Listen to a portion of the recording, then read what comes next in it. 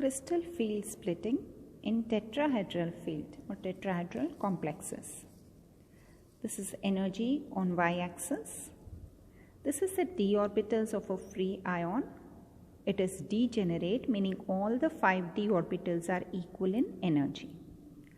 In presence of a spherical crystal field, these d orbitals are raised in energy. But in presence of a tetrahedral field, dd splitting occurs and these orbitals no longer remain degenerate, they are no longer equal. They split up into 2 orbitals, T2 and E. T2 is a set of 3 orbitals, dxy, dyz and dzx. All these 3 orbitals lie between the axes. So in a tetrahedral field, the orbitals which lie in between the axes face more repulsion and hence are raised in energy. dx square, y square and dz square lie along the axis. These form a set of orbitals E. These are lowered in energy as they are lying along the axis. They do not face much repulsion. This is the barycenter. The difference between T2 and E is represented as delta T. It is also called as crystal field splitting energy for tetrahedral complexes. The difference between barycenter and T2 is 2 by 5 of delta T.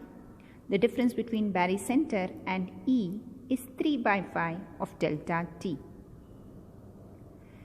Any electron which is entering the subshell prefers to go to this orbital, lower orbital, following of Pauli's rule. The second electron will go to this adjacent orbital. The third electron, D3, has a choice. It can either go and pair up here or it can occupy T2 orbital. This depends upon the delta T value. In presence of a strong ligand, delta T is more, delta T is high, much higher than pairing energy. So, the D3 electron, rather than occupying T2, would prefer to pair here. Similarly, D4 would also pair here.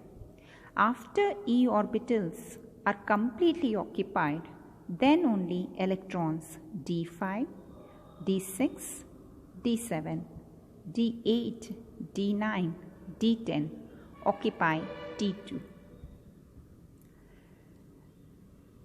In presence of a weak ligand, when delta T is not high, when it is lesser as compared to pairing energy, the first electron, we'll draw it here. This is E. This is T2. Here I am showing weak ligand when delta T is not very high. So now the first electron D1 went here, the second electron D2, it went here. The third electron prefers to go to T2 rather than pairing up here, because pairing energy is high, delta T is low. So therefore D3, D4 and D5 occupy T2. D6 now pairs here, D7 and D8, D9 and D10. This is how electrons are arranged in case of a weak ligand in tetrahedral complexes.